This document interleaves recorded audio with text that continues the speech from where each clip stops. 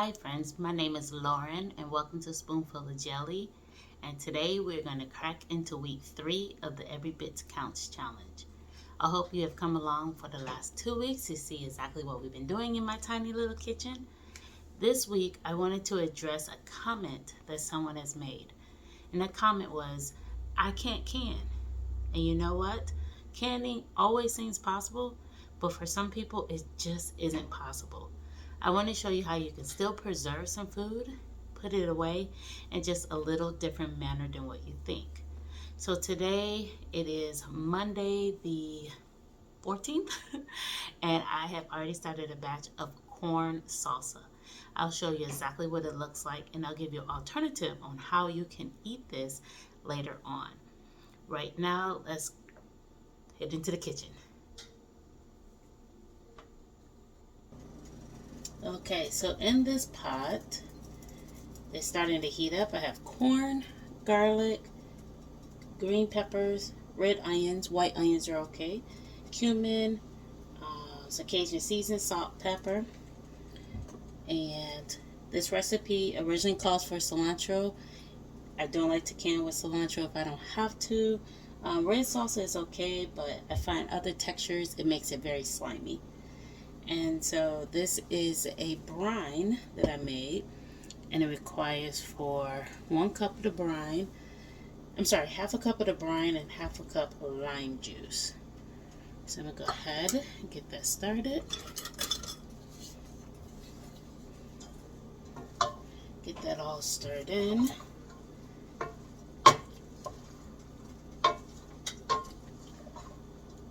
If I need more brine, I'll just make some more, which looks like I might need a lot more. Let me check my recipe right quick. So I currently have some jars right here heating up in the canner. That's how I'm going to can this, as I'm going to preserve it for the future. I'm well aware that some people can't can. They don't know how. They don't want to buy the equipment. Sometimes it is a strength problem that they cannot pick heavy jars up and out of the canner or on and off of a shelf. So how in the world can you preserve this? One way you can preserve it is plastic containers. This is a small one. Of course, you can get any size that you want. You can fill this salsa into the plastic containers and place these in the refrigerator or your freezer. I will warn you though, corn that's frozen and then defrosted is going to have a mushier texture.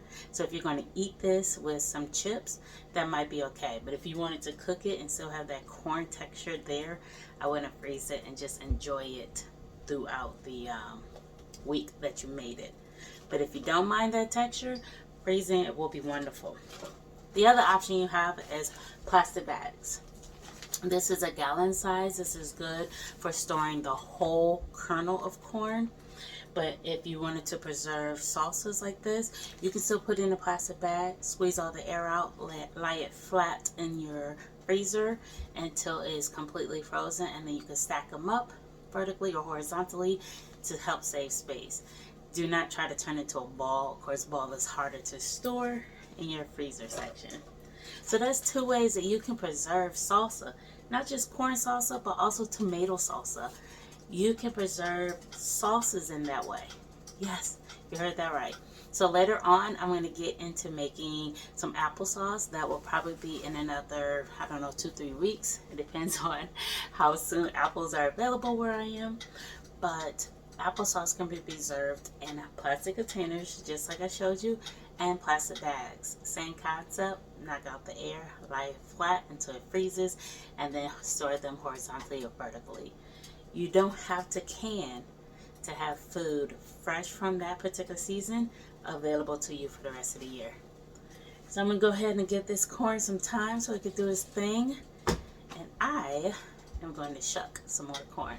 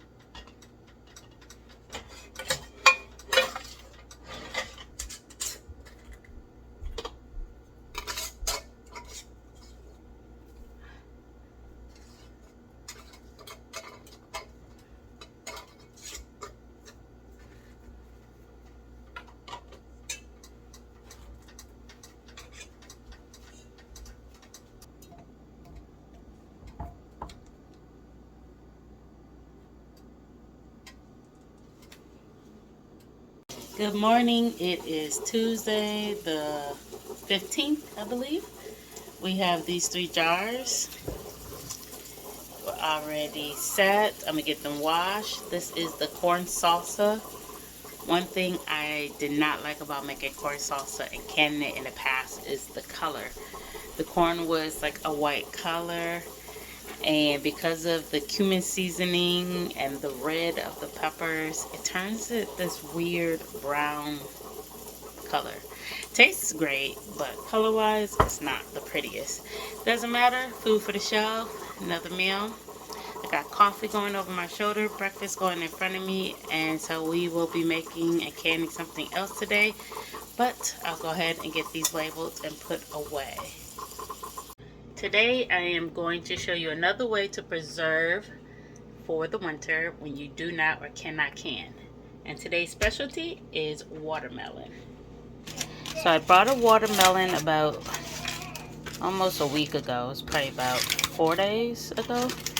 We ate on it this weekend, and these large slices are left. So I'm going to take out the red flesh and put it into the blender. We're going to blend this up and get it into bottles for the freezer. All right. Can you see that?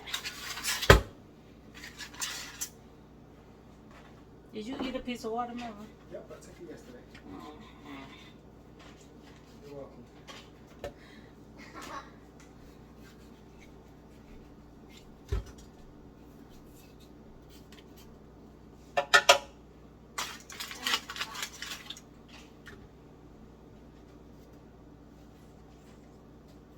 Right. Right. Fox money, right? Mm-hmm.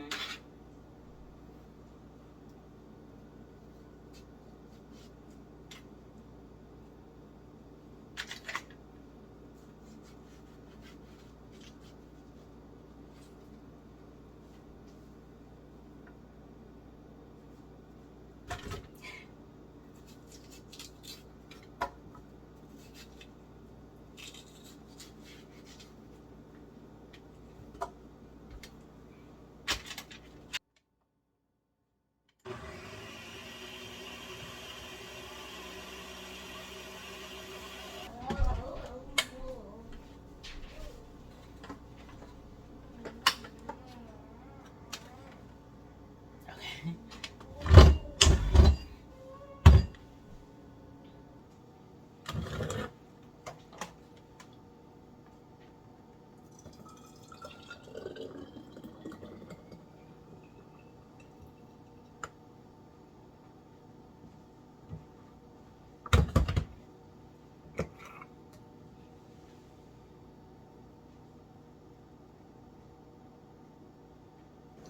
So now I will store this watermelon juice in the freezer. If we grab another watermelon within the next week, I will use some of that, finish filling this up. If not, I have a few more bottles of this. I try to store, this is about 12 ounces. I try to store about 3 of these each summer. Pull this down in winter, add some lime juice or lemon juice, and you have watermelon lemonade. Or you could add this to iced tea. If you have white tea or green tea, you can add some of this to a big batch, or you could put it in each cup. Watermelon juice is really good to store. You do not need to can this. Like I said, use a glass bottle, put this in your freezer, and pull it out later. Cheers. Today is Wednesday, and I wanted to show you guys some of the dried rosemary from the garden. So the point of this rosemary is that my family wants me to turn this rosemary into like a rosemary salt. I figured I would just salt it and grind it up. I think the thought is that we will sprinkle it over lamb and some other goodies. I'm not quite sure. So I will give this a go. Normally I make rosemary butter, which we have tons of rosemary to do, so I'm still going to do that. And then I'm going to move over to nasturtium salt. So first, let's get this one into the blender. Mama, I need a popsicle. Like, popsicles always make me not happy. Thank you. Okay, open it.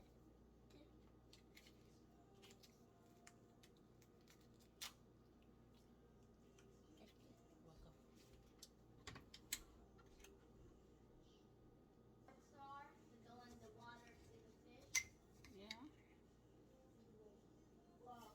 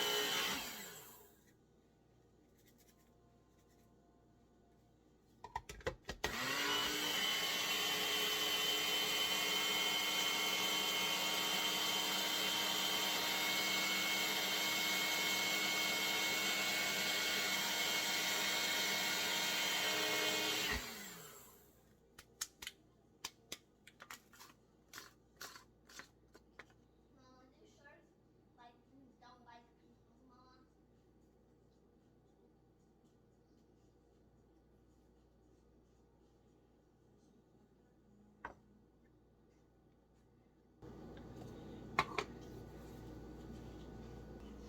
The first thing I thought of, it smells so wonderfully. So I'm gonna leave a pinch out, put it on tonight's dinner. I have some beef cubes that we're going to kind of pan fry, eat over rice with some veg. So I'm gonna see how well this goes with it. But in the meantime, I'm gonna store it in here, and I'll cut some more and share it with my mother at the end of the season. We'll go ahead and split it. I'm not quite sure. This is an 8-ounce jar. I'm not quite sure if we each need more than 4 ounces worth of rosemary salt, but it smells wonderful. So option 2 is nasturtium. I got the recommendation to grow nasturtium last summer when I was talking with someone about the fact that my husband has issues with nightshades. And he likes food that has a tiny little kick, but he can't stand spicy. I love spicy. So nasturtium gives it a peppery kick, almost similar to like a horseradish, how it gives it a tiny little kick at the end without being a nightshade. So I've been drying it pretty much all summer. Some of it I did start to grind, as you can see at the bottom. I let my mom taste, and she pretty much likes it. So I'm hoping that this will have sort of a salty pepper kick to it, similar to a seasoning I used to eat in Japan without the spice part, but they will mix a salt and pepper together. It's wonderful. So that's my hope with this and why I grew it, and I will continue to pick it until the plant dies, and then next year I'm probably going to grow about 3 of them. So let's go ahead and get this ground.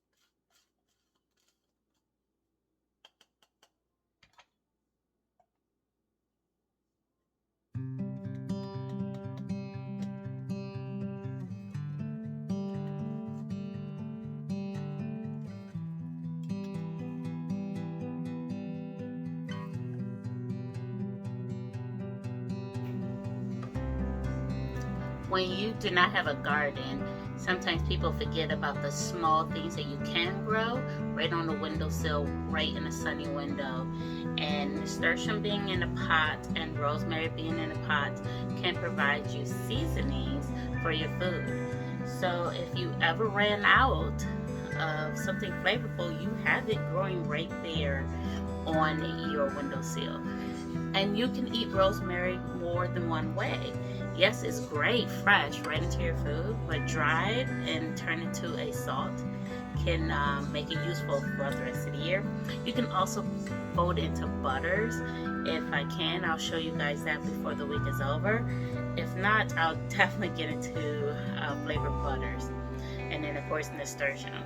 So hopefully these are 2 examples of food that you can put up on the shelf that does not require canning.